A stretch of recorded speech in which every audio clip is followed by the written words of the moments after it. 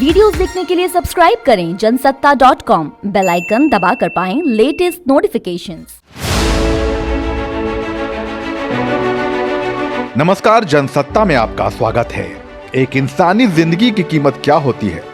आप कहेंगे बेशकीमती, मगर वो जान अगर जम्मू कश्मीर के किसी नौजवान की है तो उसकी कीमत लगती है सिर्फ 25,000 रुपए। दरअसल राजौरी जिले की थाना मंडी के एक 22 वर्षीय दिहाड़ी मजदूर की हत्या के बाद रेड क्रॉस सोसाइटी ने उसके परिवार को बतौर मुआवजा 25,000 का चेक थमाया है। मरने वाला अपने परिवार का इकलौता कमाऊ पूत था। पिता 7 सालों से पैरालिसिस के शिकार हैं। ऐसे में बेबस बहन चेक दिखाकर अपने मृतक भाई के लिए इंसाफ मांग रही है, मगर उसकी आवाज सत्ता के गलियारों तक पहुंचती भी तो कैसे?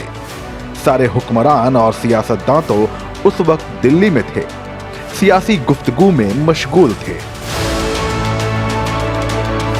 जम्मू कश्मीर से धारा 370 की समाप्ति के बाद यह पहला मौका था जब प्रधानमंत्री नरेंद्र मोदी और गृह मंत्री अमित शाह की अगुवाई में केंद्र सरकार ने सूबे के सभी नेताओं के साथ आमने सामने की बातचीत की हो। घाटी में हवा का रुख भांपने के लिए रखी गई इस मीटिंग में जम्मू कश्मीर के उपराज्यपाल मनोज सिन्हा, केंद्रीय मंत्री जितेंद्र प्रसाद समेत फारूक अब्दुल्ला, उमर अब्दुल्ला, महबूबा मुफ्ती और गुलाम नबी आजाद सरीखे कश्मीरी नेताओं ने शिरकत की। बैठक बहुत ही अच्छे वातावरण में हुई। सभी ने भारत के लोकतंत्र और भारत के संविधान के प्रति पूरी निष्ठा जताई। गृह मंत्री जी ने जम्मू कश्मीर की स्थिति, परिस्थिति और बेहतर होते हालात से सभी नेताओं को परिचित कराया। केंद्रीय मंत्री कहते हैं कि सब कुछ उम्मीद के मुताबिक हुआ, मगर मीटिंग के बाद कश्मीरी नेताओं के जो बयान आए उसे देखकर लगता नहीं है कि स्थानीय नेताओं के रुख में किसी तरह का बदलाव आया है, क्योंकि हर नेता ने मीटिंग में अपनी अपनी मांगों की लंबी फहरिस्त पीएम मोदी को थमा दी।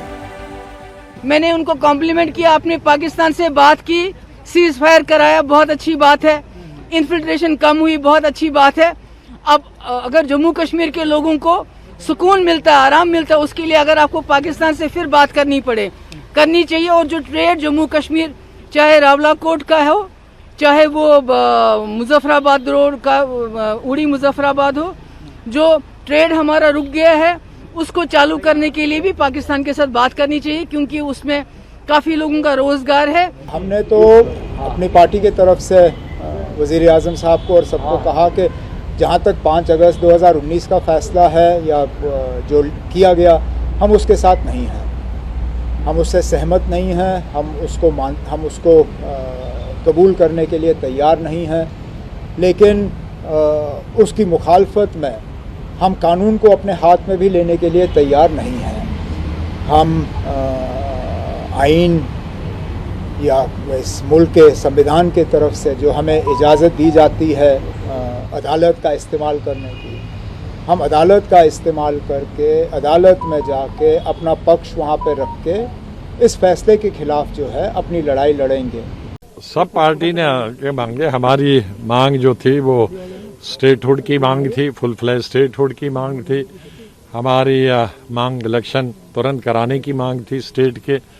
हमारी मांग थी कश्मीरी पंडितों को ऐसा वातावरण बनाना चाहिए और तुरंत कश्मीर वापस लेने का ऐसा वातावरण बनाएं जिसमें हम सब पॉलिटिकल पार्टीज़ सरकार की सहायता कर सकते हैं, मदद कर सकते हैं।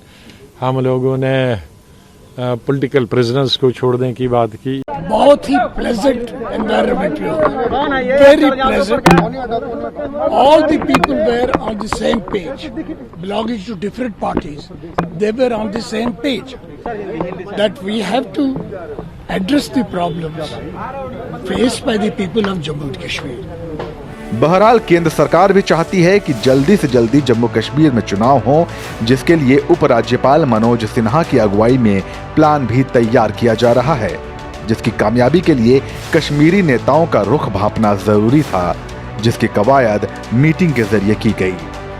आप इस बारे में क्या सोचते हैं, हमें कमेंट सेक्शन में जरूर बताइए और कश्मीर से जुड़ी हर खबर की तह तक पहुंचने के लिए बने रहिए जनसत्ता के साथ।